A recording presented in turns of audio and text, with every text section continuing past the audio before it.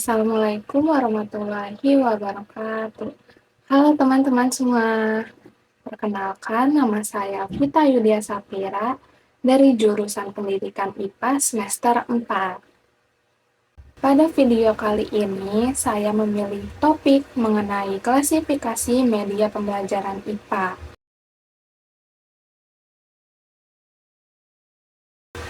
Jadi alasan saya memilih topik ini karena dalam pembelajaran IPA ini tidak hanya menekankan pada teori saja, tetapi juga melibatkan proses ilmiah seperti observasi, eksperimen, dan analisis.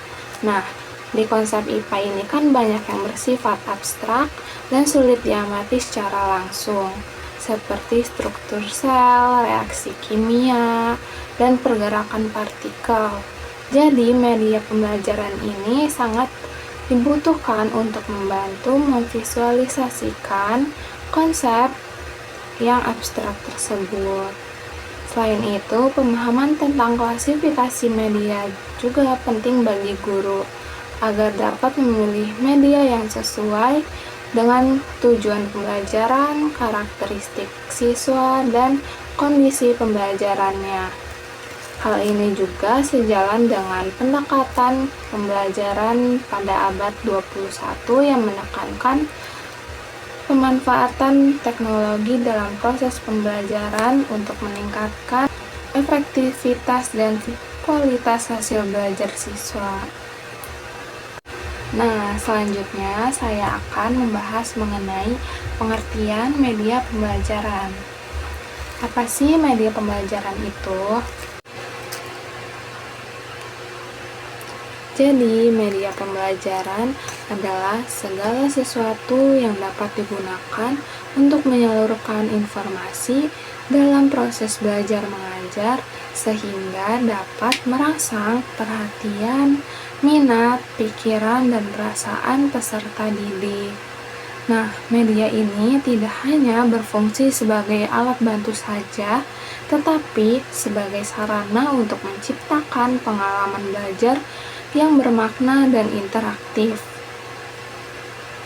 Nah, media pembelajaran juga berperan sebagai stimulus kognitif yang membantu siswa dalam membangun pengetahuan secara lebih aktif.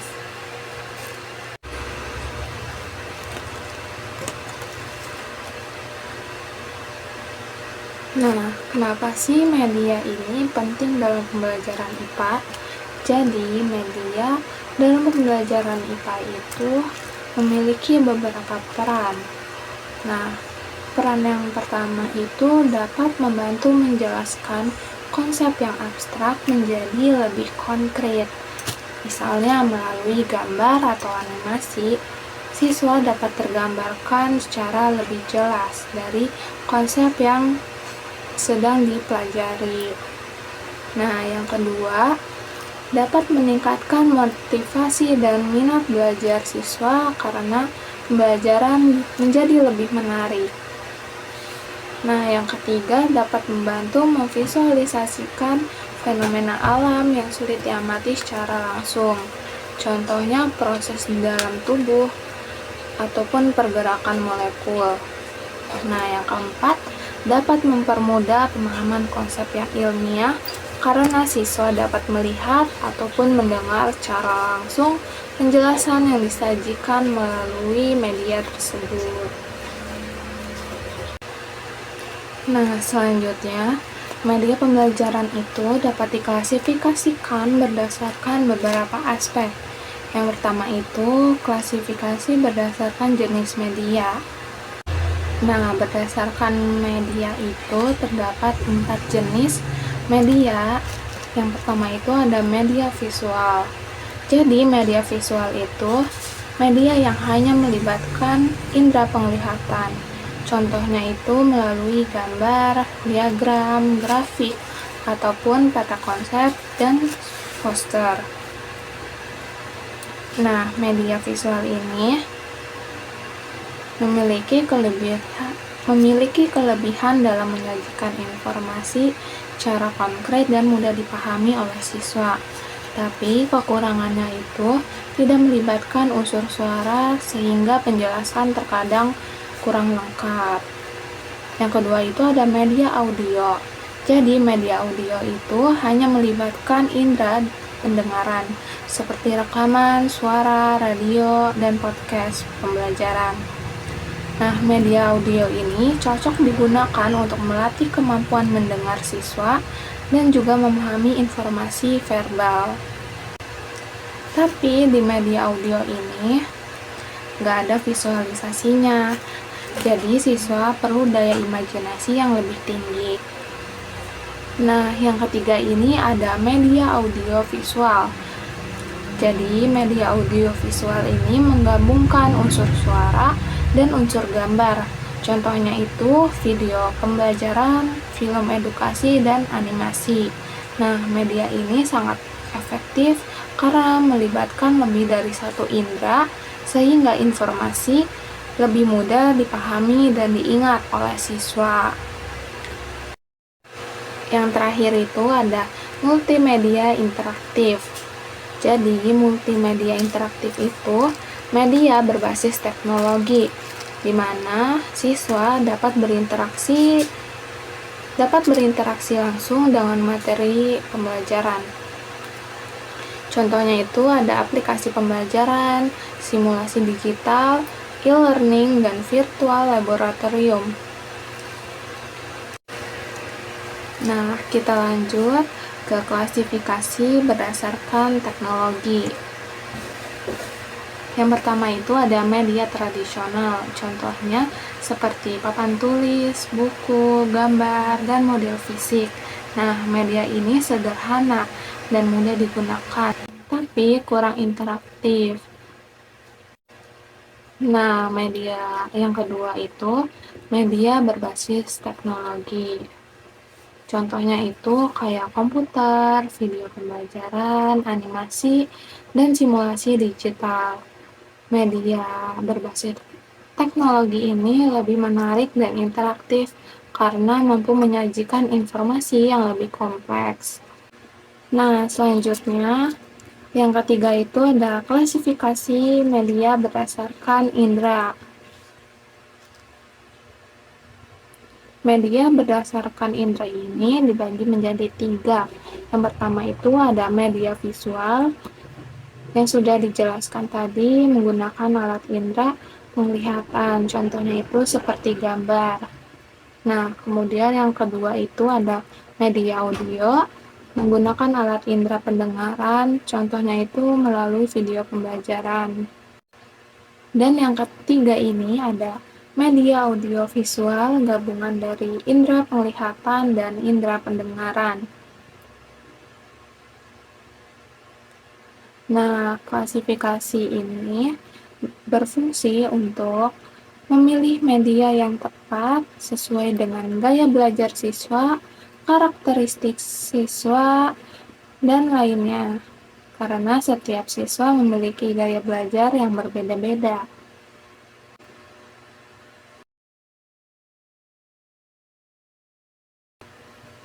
Selanjutnya itu ada integrasi ICT dalam pembelajaran ini. Nah, dalam video yang akan saya tayangkan, saya menggunakan media audio visual berupa video pembelajaran dari YouTube dengan materi perubahan wujud benda. Pada video tersebut, saya menampilkan proses perubahan wujud benda dalam kehidupan sehari-hari, seperti es yang mencair, air yang membeku, air menguap, dan uap air menjadi embun. Dengan adanya video ini, siswa dapat melihat secara langsung proses perubahan wujud benda sehingga lebih mudah dipahami. Nah, penggunaan media ini juga merupakan implementasi ICT dalam pembelajaran yang bertujuan untuk meningkatkan efektivitas penyampaian materinya. Selanjutnya itu, ada pengimplementasian aktivitas peserta didik menggunakan media audio visual. Jadi, pas awal itu siswa diminta untuk menonton video pembelajaran dengan seksama dan memperhatikan setiap perubahan wujud bendanya. Di video yang saya tampilkan itu tidak hanya berisi langsung proses perubahan bendanya, tetapi juga terdapat materi sebelum menunjukkan proses perubahan benda tersebut.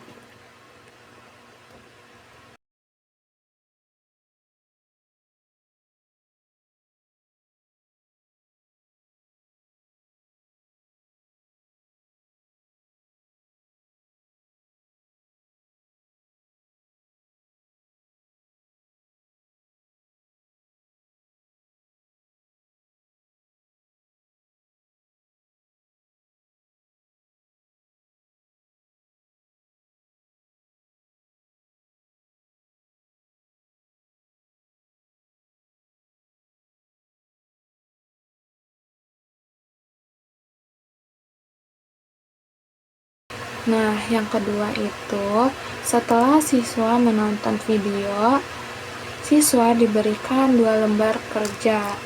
Lembar yang pertama itu berisi kata-kata atau konsep perubahan wujud benda seperti mencair, membeku, menguap, dan mengembun. Nah, yang kedua itu berisikan gambar-gambar yang menunjukkan contoh dari perubahan wujud benda.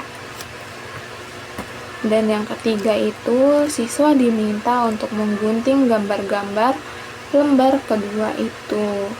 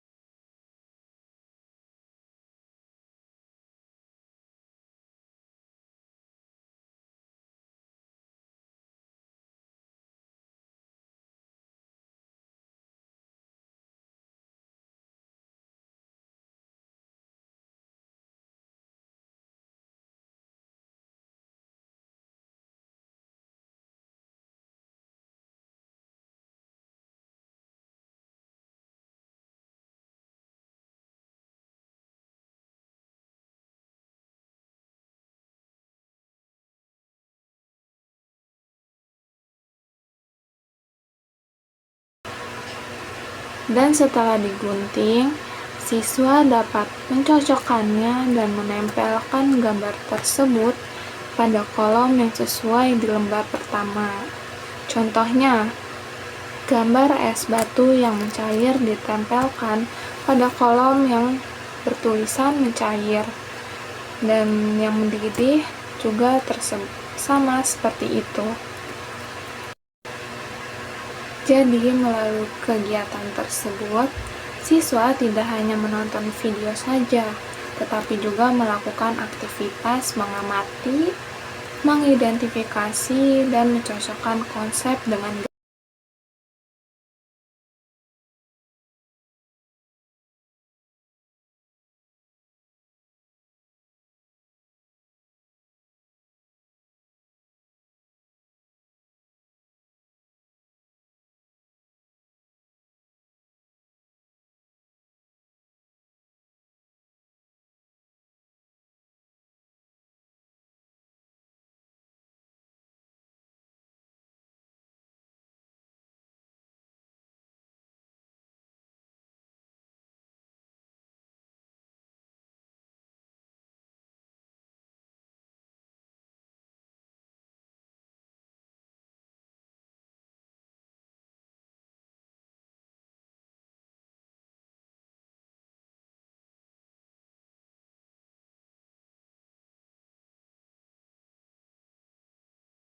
Halo sobat pelajar, bagaimana kabarnya?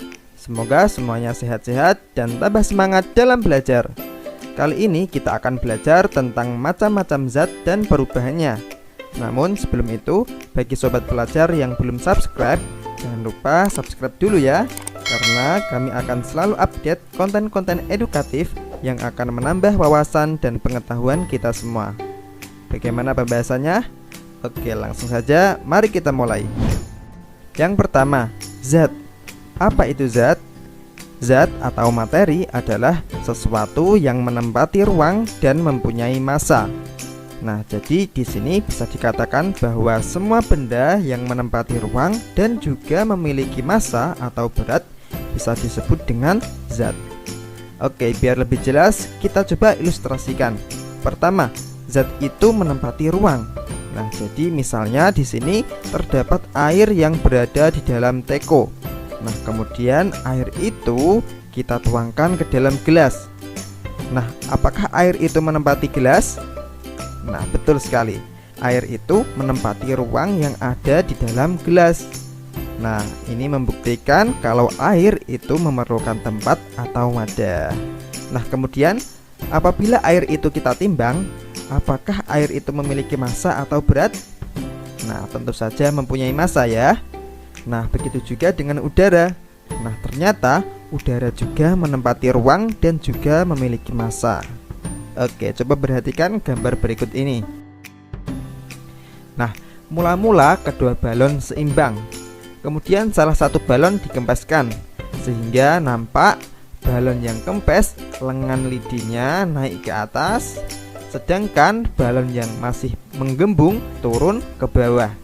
Nah, ini menunjukkan bahwa balon yang masih menggembung ini memiliki massa atau berat yang lebih besar daripada balon yang kempes. Nah, kok bisa? Nah, hal itu dikarenakan balon yang menggembung ini di dalamnya berisi udara. Nah, sampai di sini bisa dipahami ya? Nah, jadi untuk mengetahui apakah sesuatu itu termasuk zat atau bukan, kita hanya perlu memeriksa dua hal itu. Apakah sesuatu tersebut memiliki massa dan apakah dia menempati ruang. Nah, begitu. Bisa dipahami ya? Oke, selanjutnya, zat atau materi dikelompokkan menjadi 3 macam, yaitu zat padat, cair, dan gas. Nah, apa saja perbedaan ketiga macam zat tersebut? Oke, mari kita bahas satu persatu. Yang pertama, zat padat atau solid. Nah, jika kita lihat dari model partikelnya, nah, ciri-ciri zat padat yaitu yang pertama, partikelnya berdekatan dan letaknya teratur. Nah, kemudian partikelnya sangat kompak atau susah dipisahkan. Nah, jadi kita membutuhkan usaha lebih untuk memisahkan, nah seperti menekan, memukul, memotong, dan sebagainya. Kemudian ciri-ciri zat padat yang ketiga, yaitu volume dan bentuknya tetap. Nah, jadi meskipun dipindahkan ke tempat tertentu, maka volume dan bentuknya itu cenderung sama atau tidak berubah. Nah, contoh zat padat diantaranya yaitu kayu, besi, aluminium, kaca, es batu, mentega, dan sebagainya. Itu tadi zat padat. Selanjutnya yang kedua yaitu zat cair atau liquid. Nah, ciri-cirinya yaitu partikelnya masih berdekatan tetapi tidak teratur. Kemudian yang kedua, partikelnya mudah dipisahkan. Nah, kemudian yang ketiga yaitu volumenya tetap dan bentuknya berubah-ubah. Jadi kalau kita taruh zat cair di mangkuk misalnya, maka bentuknya akan mengikuti mangkuk. Nah, kalau kita taruh di gelas, maka bentuknya akan mengikuti gelas. Nah, contoh dari zat cair apa saja, Kak? Nah, contoh zat cair diantaranya yaitu air, minyak, oli, kecap, sirup, dan sebagainya. Nah, sobat pelajar coba bisa cari benda-benda di sekitar kita yang termasuk zat cair ya. Nah, itu zat cair. Kemudian selanjutnya yaitu zat gas. Ciri-ciri zat gas yaitu yang pertama, jarak antar partikelnya jauh. Nah, kemudian partikelnya mudah dipisahkan. Dan yang ketiga yaitu volume dan bentuknya berubah-ubah sesuai wadah atau tempatnya. Jadi bedanya dengan zat cair tadi, kalau zat cair volumenya tetap tapi bentuknya berubah-ubah. Sedangkan zat gas, volume dan bentuknya keduanya berubah-ubah. Nah, contoh zat gas apa saja, Kak? Di antara contoh zat gas yaitu ada asap, udara, uap air, gas alam, dan sebagainya. Nah, sampai di sini bisa dipahami ya.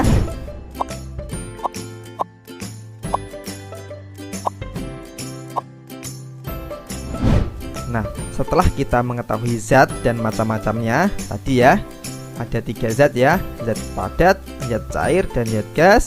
Nah, selanjutnya kita akan belajar tentang perubahan wujud zat. Nah, coba sobat belajar perhatikan bagian perubahan wujud zat berikut ini. Nah, terdapat 6 perubahan wujud zat. Apa saja, Kak? Yaitu yang pertama membeku, kemudian mencair, kemudian menguap, mengembun, menyublim, mengkristal. Nah, keenam perubahan wujud zat tersebut bisa terjadi karena peristiwa pelepasan dan penyerapan kalor. Nah, perubahan wujud zat terjadi ketika titik suhu tertentu tercapai oleh senyawa zat tersebut. Nah, jadi misalnya nih, air untuk menjadi padat maka harus mencapai titik bekunya, dan air menjadi gas harus mencapai titik didihnya. Nah, jadi perubahan wujud zat itu terjadi ketika titik suhu tertentu tercapai oleh senyawa zat tersebut. Bisa dipahami ya? Oke, biar lebih jelas, yuk kita cari tahu satu persatu dan apa saja contoh yang bisa kita temui dalam kehidupan sehari-hari.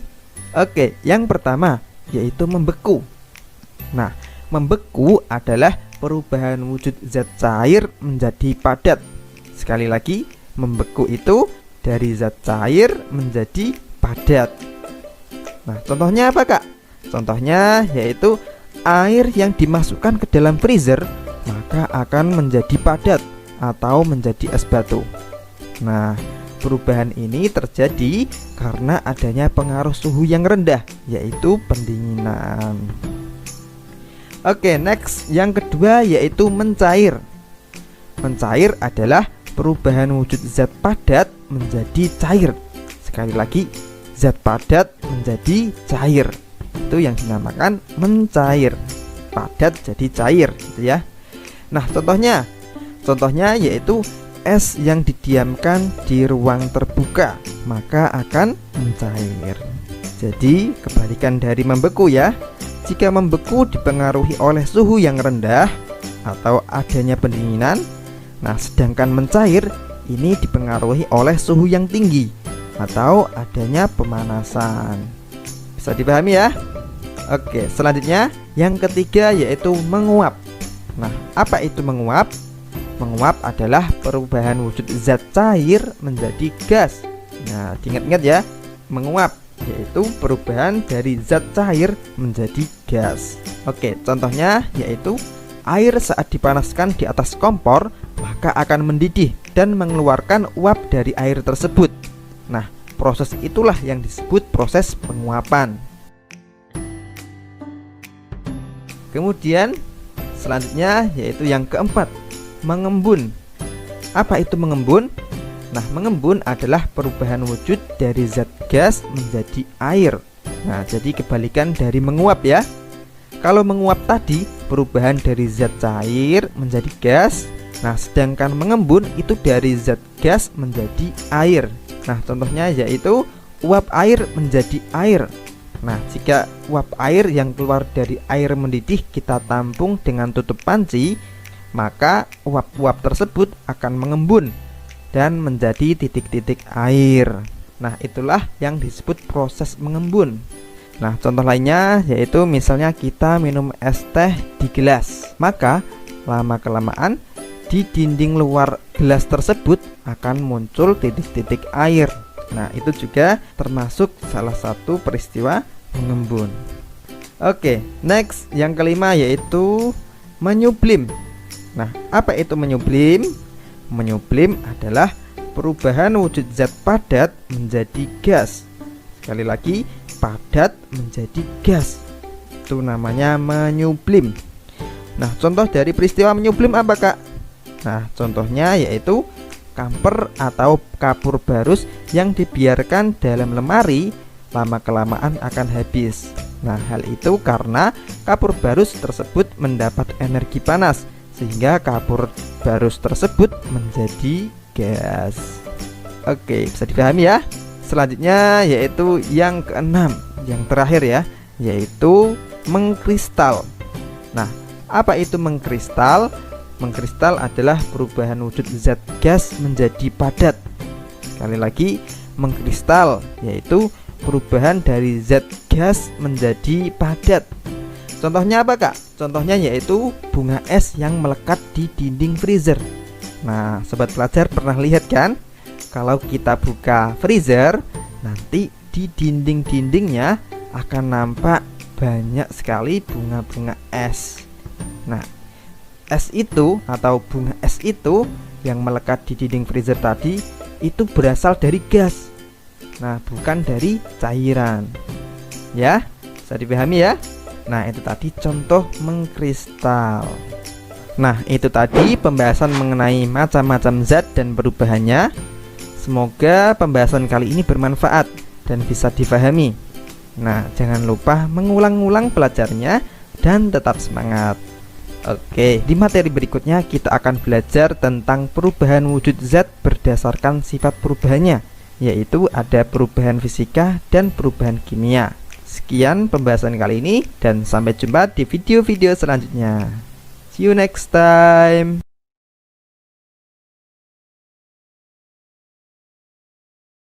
Menguap. Menguap adalah perubahan wujud benda dari cair menjadi gas. Contoh menguap, memasak air. Ketika kita memasak air yang berupa benda cair, lama-kelamaan ketika mendapatkan panas akan berubah menjadi uap air yang berupa gas.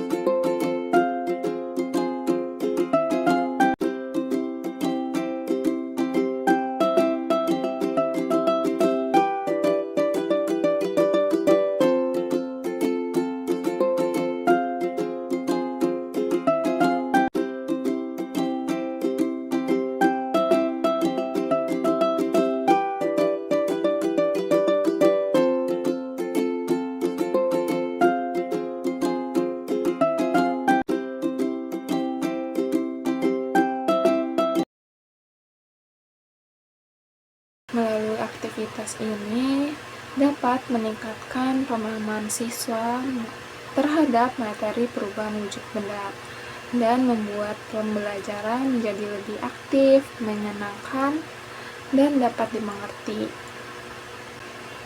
Kegiatan ini juga termasuk dalam pendekatan active learning dan berbasis konstruktivisme, di mana siswa dapat membangun pengetahuannya sendiri melalui pengalaman belajarnya. Sebagai penutup, dapat disimpulkan bahwa klasifikasi media pembelajaran ini sangat penting untuk membantu guru dalam memilih media yang tepat sesuai dengan tujuan pembelajaran. Nah, dengan penggunaan media audiovisual yang dipadukan dengan aktivitas siswa, pembelajaran dapat menjadi lebih menarik, interaktif, dan mudah dipahami. Sekian dari saya. Wassalamualaikum warahmatullahi wabarakatuh.